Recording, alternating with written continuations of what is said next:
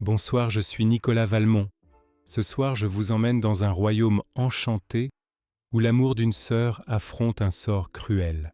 Voici le conte des Cygnes sauvages de Hans Christian Andersen. Bien loin d'ici, là où s'envolent les hirondelles lorsque l'hiver arrive chez nous, demeurait un roi qui avait 11 fils et une fille appelée Élisa. Les 11 frères, tout princes, allaient à l'école, la poitrine ornée d'une large décoration et l'épée au côté. Ils écrivaient avec des crayons de diamant sur des tablettes d'or et ils savaient réciter par cœur d'une manière parfaite. Enfin, tout chez eux annonçait qu'ils étaient des princes. Leur sœur Élisa, assise sur un petit banc de cristal, s'amusait à regarder un livre d'images dont le prix égalait celui de la moitié du royaume. Oui, ses enfants étaient bien heureux, mais ce bonheur ne devait pas durer toujours.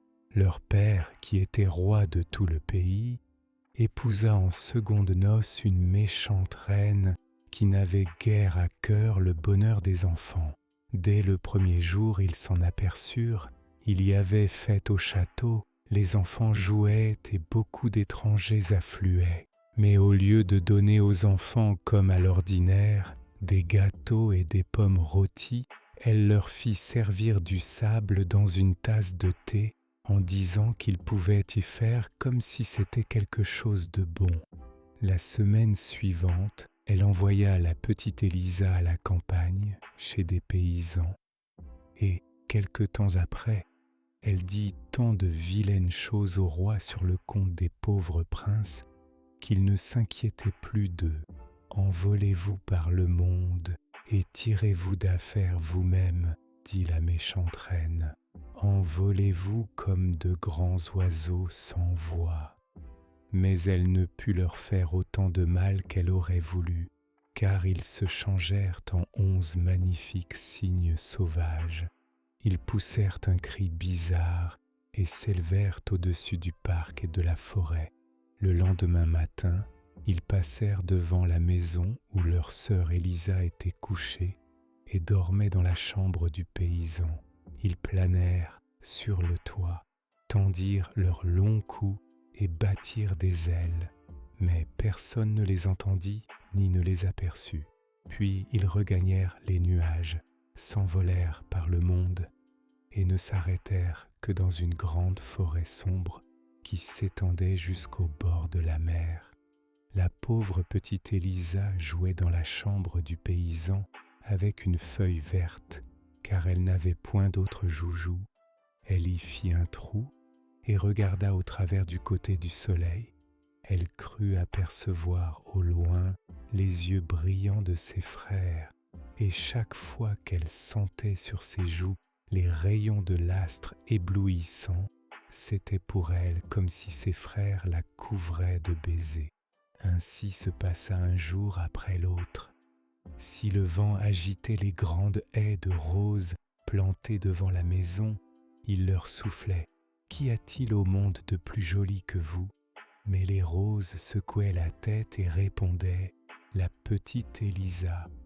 Le dimanche, lorsque la vieille était assise devant sa porte, lisant son livre de prière, le vent tournait les feuilles et disait au livre « Qui peut être plus pieux que vous ?» Le livre de prière répondait « La petite Élisa », et lui, comme les roses, disait la vérité. Ayant atteint l'âge de 15 ans, Élisa retourna au château.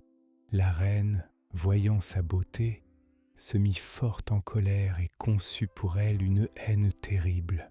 Elle aurait bien voulu la changer comme ses frères, en cygne sauvage, mais elle ne l'osait pas encore, car le roi avait grand désir de voir sa fille.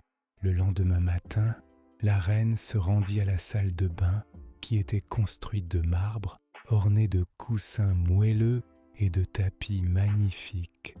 Là, elle prit 3 crapauds, déposa un baiser sur chacun d'eux et dit à l'un « Place-toi sur la tête d'Élisa lorsqu'elle viendra au bain, afin qu'elle devienne aussi stupide que toi. Place-toi sur son front, dit-elle à l'autre, afin qu'elle devienne aussi laide que toi. et que son père ne puisse la reconnaître. Pose-toi sur son cœur, souffla-t-elle au troisième, et rends-la tellement méchante qu'elle en ait beaucoup de tourments. Ensuite elle jeta les crapauds dans l'eau claire qui aussitôt devint verdâtre, appela Élisa, la déshabilla et l'y plongea. À l'instant même un des crapauds se plaça sur ses cheveux, l'autre sur son front et le troisième sur son cœur, mais Élisa ne parut pas s'en apercevoir. Lorsqu'elle se leva, 3 fleurs rouges de pavot apparurent à la surface de l'eau. Si les animaux n'avaient main d'un pas été venimeux et embrassés par la sorcière, c'est en roses gracieuses qu'ils eussent été changés. Ils étaient devenus fleurs en touchant la tête et le cœur de la jeune fille, car elle était trop pieuse et trop innocente pour que la magie pût exercer sur elle aucune influence. La méchante reine, voyant ces maléfices impuissants, se mit à frotter la jeune fille avec du jus de noix, ce qui lui rendit la peau toute noire, puis elle enduisit son charmant visage d'un onguent fétide et embrouilla sa belle chevelure, de sorte qu'il était impossible de la reconnaître. Aussi son père, en la voyant, s'effraya et dit que ce n'était pas là sa fille. Il n'y avait personne qui la reconnût, excepté le chien de garde et les hirondelles.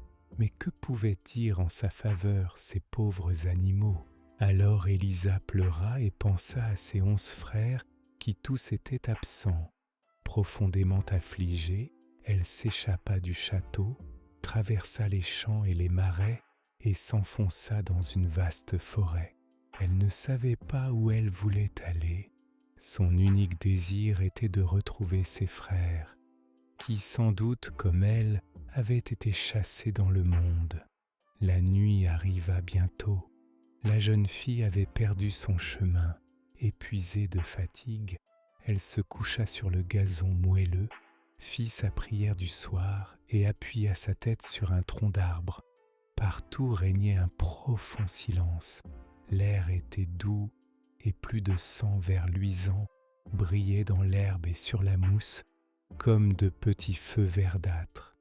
Elle toucha de sa main une branche et ces insectes brillants tombèrent sur elle comme des étoiles filantes.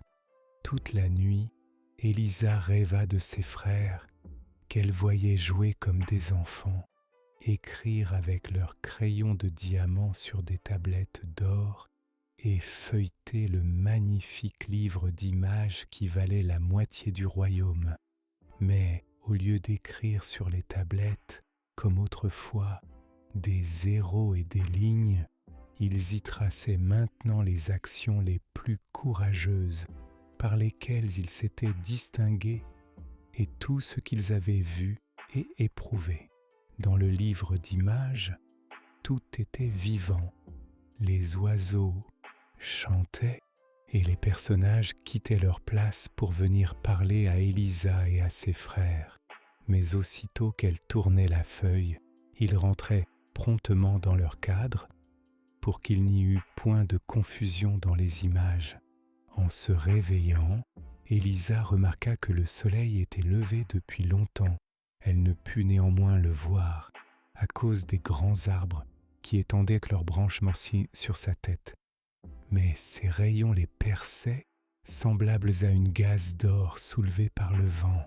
La verdure répandit un parfum délicieux et les oiseaux venaient de se poser sur les épaules de la jeune fille. Elle entendait murmurer l'eau qui coulait de plusieurs grandes sources et se rendait dans un lac dont le fond était du sable le plus fin. Bien qu'entouré d'épaisses broussailles, ce lac était accessible par un endroit où les cerfs avaient pratiqué une large ouverture. C'est par cette ouverture qu'Élisa arriva au bord de cette eau, tellement limpide que, si le vent n'avait pas agité les branches et les buissons, elle les aurait crus peints au fond. Dès qu'elle aperçut sa propre figure si noire et si laide, elle recula d'horreur, mais lorsqu'elle eut mouillé sa petite main et frotté ses yeux et son front, La blancheur de sa peau reparut aussitôt, puis, quittant ses vêtements, elle se baigna dans l'eau fraîche. Jamais fille de roi n'avait été plus belle qu'elle. S'étant rhabillée et ayant formé une tresse de ses longs cheveux, Élisa se rendit près d'une source jaillissante, but dans le creux de sa main et s'enfonça dans la forêt, sans savoir où elle allait. Elle pensait à ses frères et au bon Dieu, qui certes ne l'abandonnerait pas, lui qui fait croître les pommiers sauvages pour satisfaire la faim de l'homme fugitif. Il lui fit découvrir un de ces arbres dont les branches pliaient sous le poids de leurs fruits, et elle s'y arrêta pour prendre son dîner. Puis elle pénétra dans la partie la plus sombre de la forêt. Là, le silence était si profond qu'elle entendait le bruit de son pas léger, le froissement de chaque feuille sèche qui se rencontrait sous ses pieds. On ne voyait pas un seul oiseau, et pas un rayon de soleil ne pouvait pénétrer à travers les branches longues et épaisses. Les troncs des arbres se rapprochaient tellement qu'en regardant devant elle, elle aurait pu se croire entourée d'une quantité de grilles formées par des poutres. C'était une solitude dont elle n'avait jamais eu l'idée. La nuit devint d'une profonde obscurité. Aucun petit ver luisant ne brillait plus sur la mousse, la tristesse dans l'âme. Élisa se coucha et ne tarda pas à s'endormir. Pendant son sommeil, il lui sembla que les branches s'écartaient au-dessus d'elle et que le bon Dieu, entouré de petits anges gracieux, jetait sur elle un regard doux et pénétrant. En s'éveillant, elle ne savait pas si tout cela était un rêve ou une réalité. Elle continua son chemin et rencontra une vieille femme portant un panier rempli de fruits et qui lui en offrit quelques-uns. Élisa lui demanda si elle n'avait pas vu 11 princes à cheval traverser la forêt. « Non, répondit la vieille, mais j'ai vu hier 11 cygnes avec des couronnes d'or sur la tête nager dans un lac près d'ici. » Elle conduisit la jeune fille à une pente au pied de laquelle serpentait un ruisseau. Les bords étaient couverts de grands arbres qui entrelaçaient leurs branches et les laissaient pencher sur l'eau. Élisa dit adieu à la vieille et chemina le long du ruisseau jusqu'à l'endroit où il se jetait dans un grand bassin. Maintenant la mer s'étendait dans toute sa magnificence devant les yeux de la jeune fille. Mais aucune voile, aucun bateau ne s'y faisait voir qui pût la porter plus loin. Elle regarda sur le rivage les innombrables petites pierres arrondies par l'eau, le verre, le fer, les cailloux, tout avait reçu la même forme, quoique l'eau fût encore plus légère que la main délicate de la jeune fille. Ces petits objets roulent continuellement, disait-elle. C'est ainsi que tout ce qui est dur devient poli. Moi aussi je serai infatigable. Merci de votre leçon, flots limpides et mobiles. Mon cœur me prédit qu'un jour vous me porterez auprès de mes frères chéris. Sur le goémon rejeté par la mer se trouvaient 11 plumes de cygnes blancs arrosées de quelques gouttes d'eau. Était-ce de la rosée ou des larmes? Nul ne pouvait le savoir. Élisa les ramassa et en fit un bouquet. Elle ne semblait pas s'apercevoir de la solitude du rivage, car la mer, par ses variations perpétuelles, offrait en quelques heures un spectacle plus intéressant que celui de plusieurs lacs pendant toute une année. Chaque fois qu'apparaissaient quelques grands nuages noirs, la mer semblait dire « Moi aussi, je peux prendre cet aspect. » Alors le vent agitait les flots et ils se couvraient quand d'une blanche écume. Si, au contraire, les nuages avaient été rouges et le vent calme, la mer ressemblait à une feuille de rose.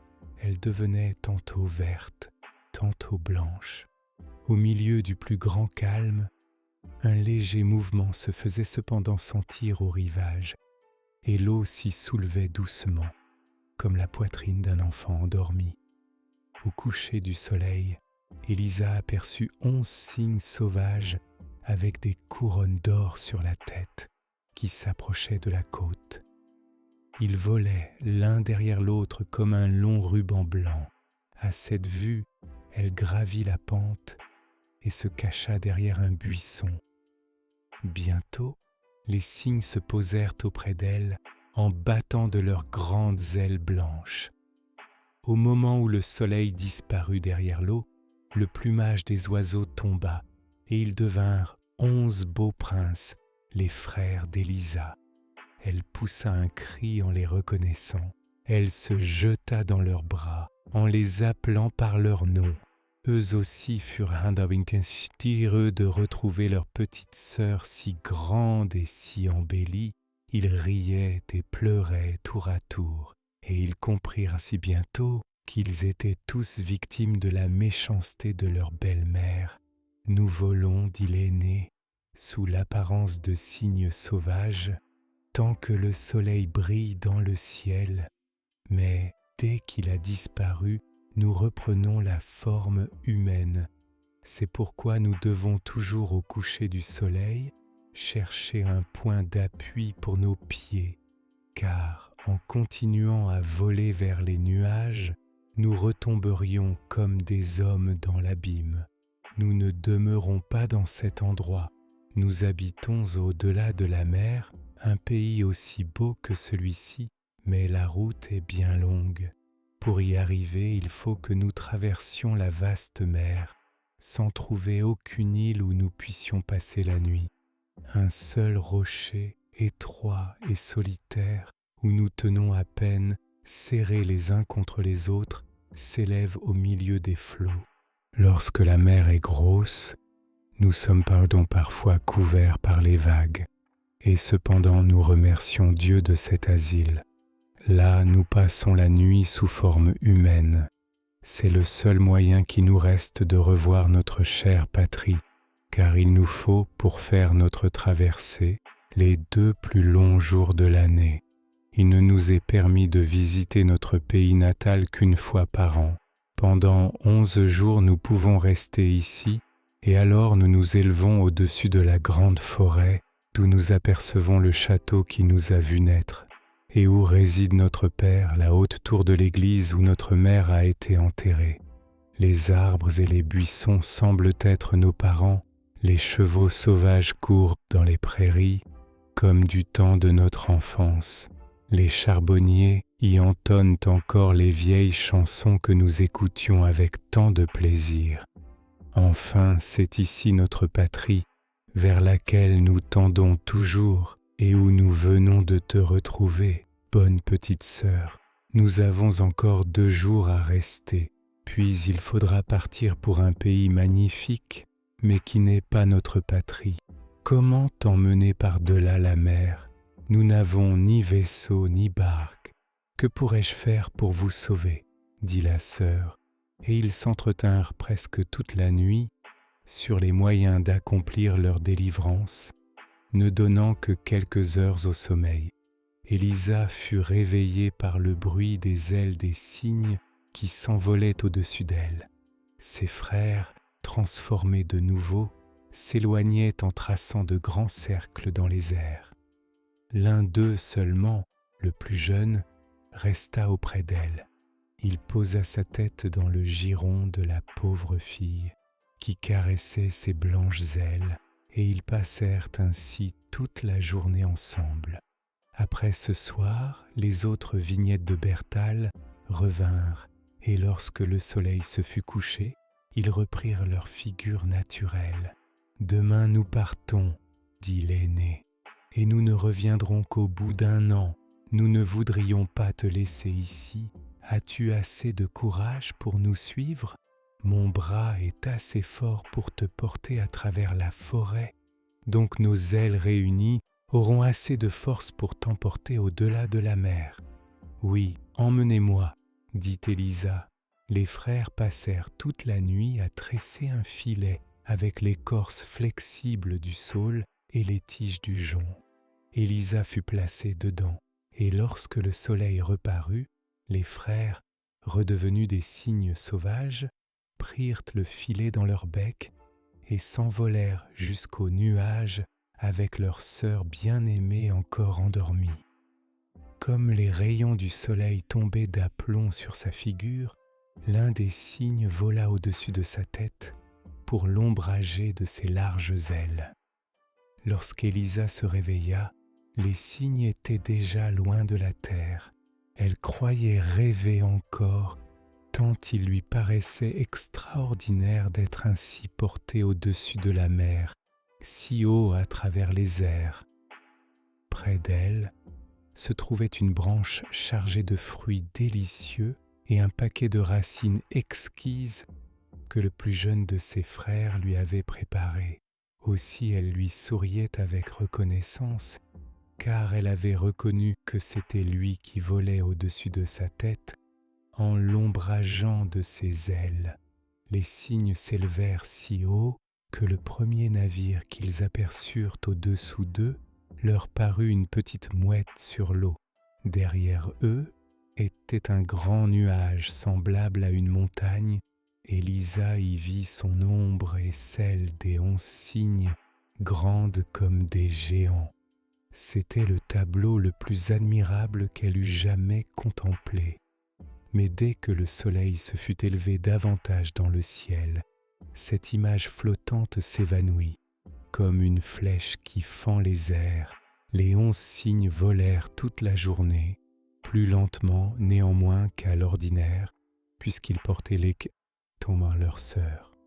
Le temps devint mauvais et la nuit approchait. Élisa vit avec inquiétude le soleil s'incliner vers l'horizon, sans apercevoir encore le rocher solitaire au milieu des flots. Il lui sembla aussi que les cygnes agitaient leurs ailes avec beaucoup plus d'effort. Hélas, c'était elle qui les retardait. Le soleil couché, il redeviendrait homme, tomberait dans la mer et se noierait. Elle adressa du fond du cœur une prière au bon Dieu, mais le rocher n'apparut pas encore. Le nuage noir s'approchait de plus en plus. Le vent annonçait une tempête, le tonnerre grondait et un éclair suivait l'autre. Déjà le soleil touchait à la mer, le cœur de la jeune fille palpitait, les cygnes descendaient si rapidement qu'elle croyait tomber. Mais bientôt ils reprirent leur vol. Le soleil était à moitié plongé dans l'eau lorsqu'elle aperçut le petit rocher, pas plus gros qu'un chien de mer qui montre sa tête au-dessus de l'eau. Le soleil ne ressemblait plus qu'à une simple étoile quand elle posa les pieds sur le roc, et lorsqu'il s'éteignit tout à fait, comme la dernière étincelle d'un papier enflammé, elle vit ses frères autour d'elle, se tenant tous par la main. Il ne restait pas la moindre petite place vide. Les vagues battaient à le rocher et passaient sur leur tête comme une averse. Le ciel était en feu, le tonnerre grondait sans cesse. Mais la sœur et les frères, se tenant toujours par la main, entonnèrent un psaume afin de reprendre courage et de se consoler. À l'aube du jour, l'air devint calme et pur. Les cygnes s'envolèrent avec Élisa au moment où le soleil parut. La mer était encore agitée. Vue du haut des airs, sa blanche écume ressemblait à des milliers de cygnes bercés par les vagues.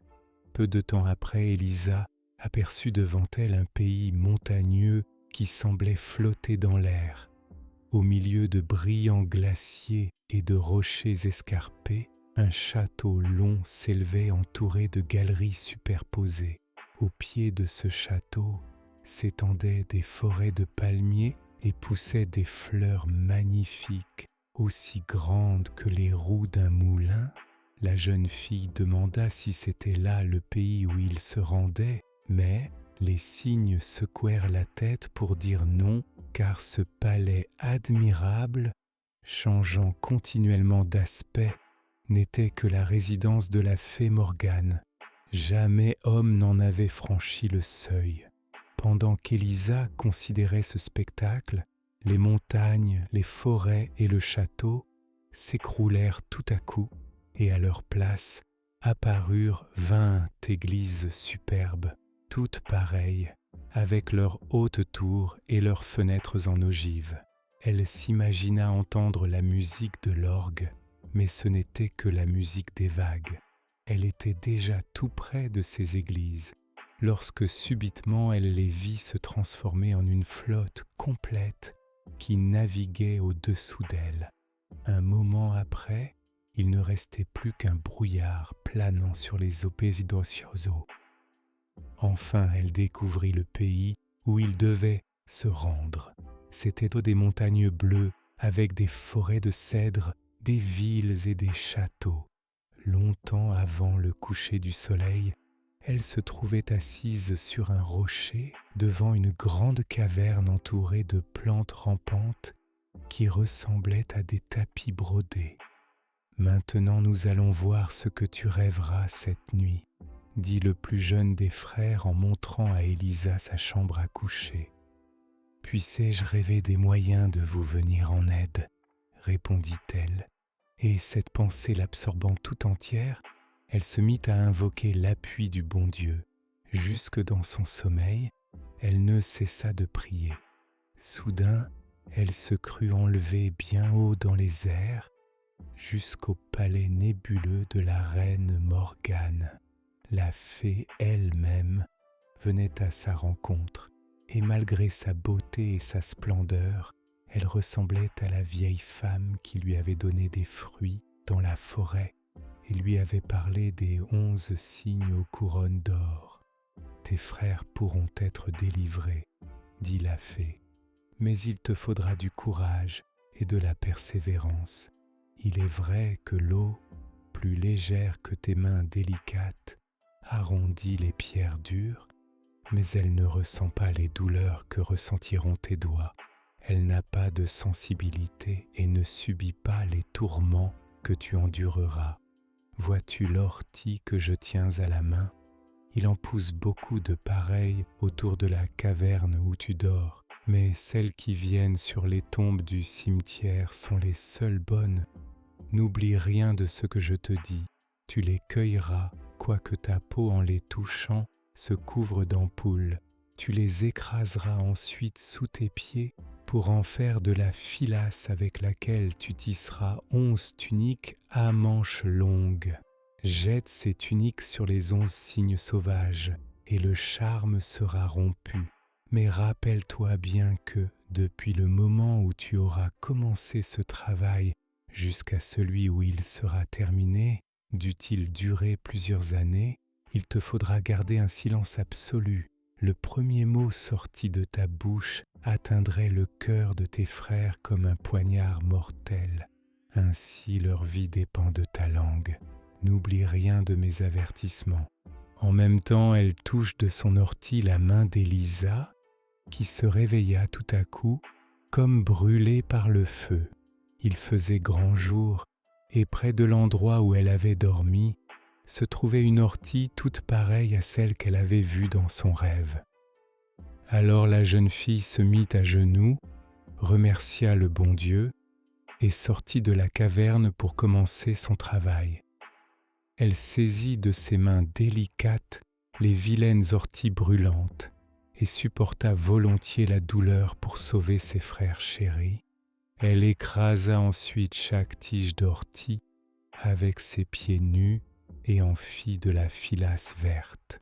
Dès que le soleil fut couché, les frères arrivèrent. Ils eurent grand-peur en retrouvant leur sœur tout à fait muette, et ils crurent d'abord que c'était un nouveau sortilège de leur belle-mère. Mais en apercevant ses mains, ils comprirent ce qu'elle faisait pour eux. Le plus jeune se mit à verser des larmes sur elle, et partout où tombèrent ces larmes, la douleur cessa et les ampoules disparurent. Élisa passa toute la nuit à travailler, ne voulant prendre aucun repos avant d'avoir délivré ses frères. Le lendemain, pendant l'absence des cygnes, elle resta dans sa solitude. Cependant, jamais les heures n'avaient coulé si vite pour elle. Bientôt une tunique fut achevée. Elle se mit à la seconde. Au milieu de sa besogne, le son du cor se fit entendre dans les montagnes et remplit la jeune fille de terreur.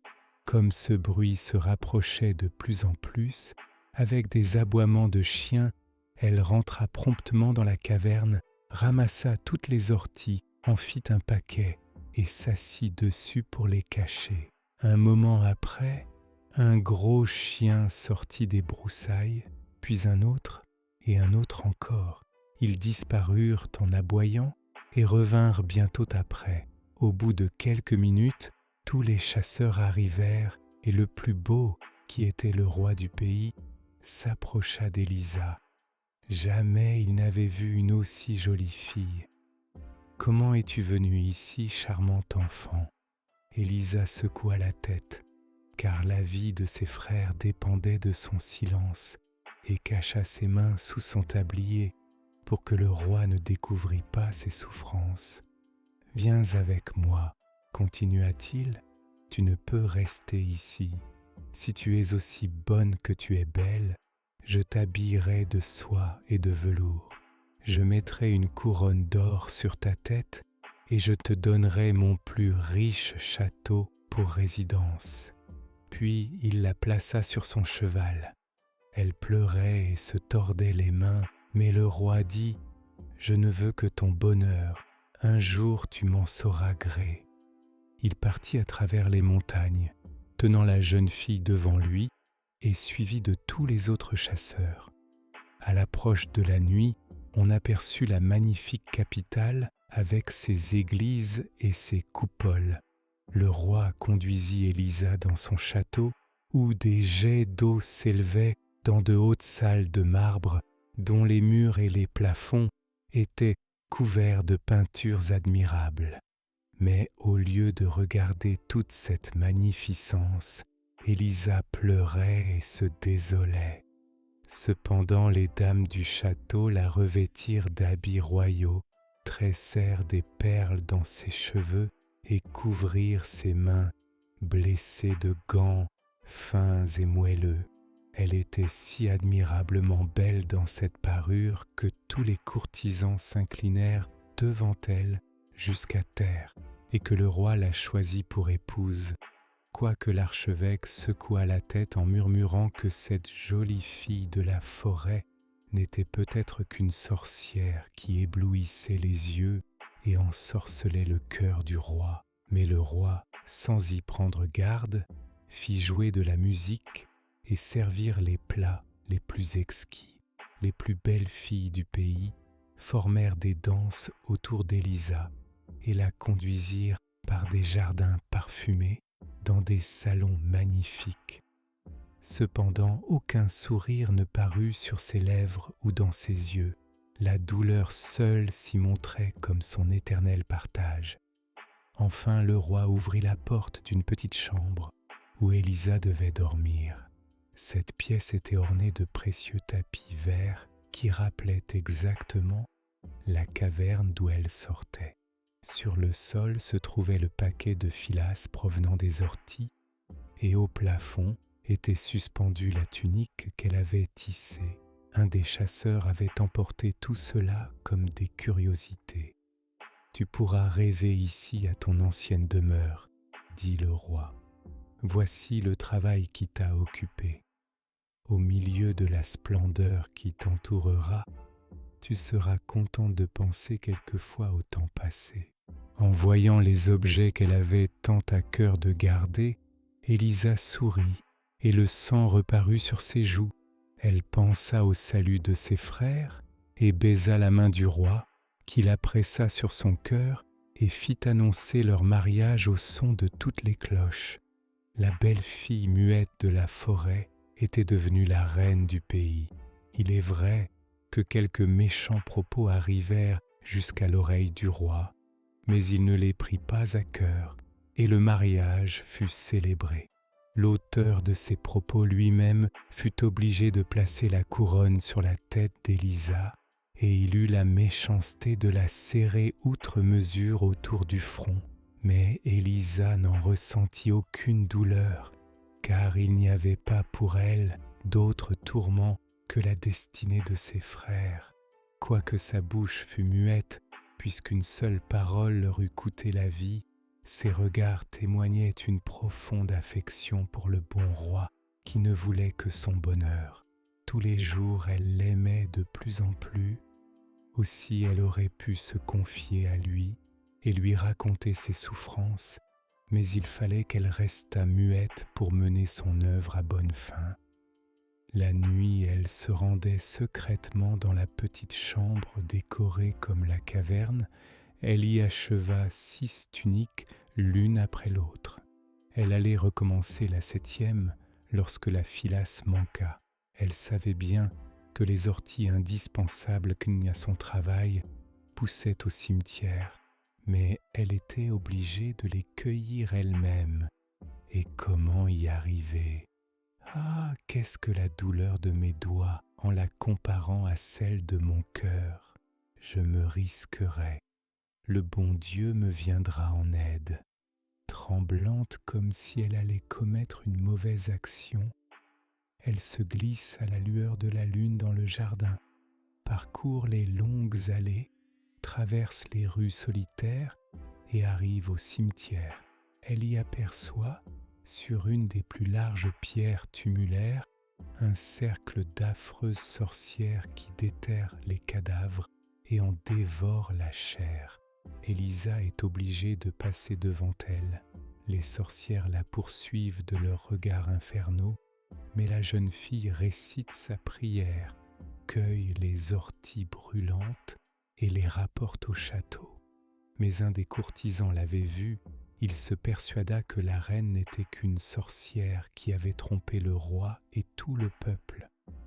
Le roi eut bientôt connaissance de tout ce qui s'était passé. 2 grosses larmes roulaient sur ses joues et il eut le cœur déchiré par un doute cruel. Pendant plusieurs nuits, il feignit de dormir, mais il voyait Élisa se lever et il la suivait tout doucement jusqu'à la petite chambre où elle entrait. L'air du roi devint chaque jour plus sombre. La pauvre reine s'en aperçut sans en deviner la cause, et ce chagrin vint encore augmenter les souffrances qu'elle éprouvait au sujet de ses frères. Ses larmes tombaient sur les velours et la pourpre comme des diamants étincelants. Cependant, elle ne perdit pas courage, poursuivit son travail, et bientôt il ne manqua plus qu'une tunique. Il lui fallait aller une dernière fois au cimetière pour cueillir des orties. Elle songeait avec angoisse à ce voyage solitaire et aux affreuses sorcières, mais sa volonté était ferme comme sa confiance en Dieu. Elle se mit donc en route, mais le roi et le méchant courtisan la suivirent. Ils la virent entrer dans le cimetière, et plus loin, ils aperçurent les tortillements sur les sorcières, consommant leur épouvantable sacrilège. Le roi se détourna avec horreur, en pensant que la tête qui s'était reposée sur sa poitrine appartenait à l'un de ces monstres. « Que le peuple la juge !» s'écria-t-il, et le peuple la condamna aux flammes. Arrachée aux salles splendides, la malheureuse fut conduite dans un cachot horrible, où le vent sifflait à travers une fenêtre grillée. Au lieu de velours et de soie, elle n'eut pour coussin que le paquet d'orties qu'elle venait de cueillir. Les tuniques brûlantes qu'elle avait tissées durent lui servir de couverture, et cependant il était impossible de rien lui offrir de plus agréable. Elle reprit son travail en adressant des prières au ciel. En attendant, les enfants entonnaient dans la rue des chansons injurieuses pour elle, et pas une âme ne la consolait par une parole affectueuse. Soudain, vers le soir, une aile de cygne apparut près de la petite fenêtre. C'était le plus jeune des frères qui avait retrouvé sa sœur. Élisa se mit à sangloter de joie, bien que la nuit prochaine dût être pour elle la dernière. Mais son travail était presque achevé et ses frères n'étaient pas loin. On envoya près d'elle un magistrat pour qu'elle fît la confession de ses crimes. À la vue de cet homme, Élisa secoua la tête en le priant du regard et du geste de ne pas insister. Elle devait, cette dernière nuit, terminer son travail, sans quoi ses tourments, ses larmes et ses longues veillées, tout eût été perdu. Le magistrat se retira donc en proférant des menaces, mais Élisa, forte de son innocence, continua sa tâche. Les petites souris apportèrent à ses pieds les orties pour lui venir en aide, et un merle posé sur la grille de la fenêtre chanta toute la nuit pour soutenir son courage. 1 heure avant le lever du soleil, les 11 frères se présentèrent à la porte du château, demandant à être introduits près du roi. On leur répondit que c'était impossible. Il faisait encore nuit, le roi dormait et personne n'oserait le réveiller. Ils prièrent et menacèrent, de sorte qu'on fut obligé d'appeler les gardes. À ce bruit, le roi sortit et demanda ce qu'il y avait, mais au même instant, le soleil se montra et les 11 frères disparurent. Seulement 11 cygnes sauvages s'élevèrent au-dessus du château. La foule accourut aux portes de la ville pour voir brûler la sorcière. Un cheval décharné traînait la charrette où elle était assise, affublée d'une blouse de grosse toile. Sa longue et belle chevelure tombait autour de sa tête. Ses joues étaient d'une pâleur mortelle et ses lèvres s'agitaient doucement, tandis que ses doigts tissaient toujours la filasse verte. Même sur le chemin de la mort, elle n'avait pas voulu interrompre son travail. Les 10 tuniques étaient à ses pieds. Elle achevait la 11e. Cependant la populace se moquait d'elle et l'injuriait. Regardez donc comme elle marmotte, la sorcière. Ce n'est pas un livre de prières qu'elle tient à la main. Elle continue ses maléfices jusqu'au dernier moment. Arrachons-lui cette mauvaise étoffe pour la déchirer en 1000 morceaux. Des mains brutales allaient saisir l'infortunée. Lorsque parurent les 11 cygnes blancs, ils se placèrent autour d'elle, sur la charrette, et agitèrent leurs grandes ailes. La foule recula effrayée. C'est un avertissement du ciel, elle est sans doute innocente, dirent quelques-uns tout bas, mais personne n'osait répéter ces paroles à haute voix. En ce moment, le bourreau prit la main de la victime, alors elle jeta promptement les 11 tuniques sur les cygnes, et à l'instant même, ils se changèrent en 11 beaux princes. Le plus jeune avait encore une aile à la place d'un bras, une des manches de la tunique n'étant pas achevée. « Je puis donc parler » s'écria l'heureuse sœur, « sachez que je suis innocente. » Et le peuple, voyant ce qui se passait, s'inclina devant elle comme devant une sainte. Mais la reine, succombant à tant d'émotions, tomba évanouie dans les bras de ses frères. « Oui, elle est innocente », dit le frère aîné, et il raconta toute la vérité. Pendant son récit, il se répandait un parfum pareil à celui de 1000 roses, car chacun des morceaux de bois qui formaient le bûcher avait pris tout à coup racine et se couvrait de feuilles et de fleurs. Le lieu du supplice s'était transformé en un épais bosquet de rosiers rouges, au-dessus desquels brillait une fleur blanche comme une étoile. Le roi cueillit cette fleur et la posa sur le cœur d'Élisa, qui revint à elle et qui montra sur sa figure l'expression de la paix et du bonheur. Toutes les cloches des églises se mirent en branle d'elles-mêmes, les oiseaux accoururent en bandes joyeuses, et jamais roi n'eut un cortège comme celui qui ramena au château les deux jeunes époux.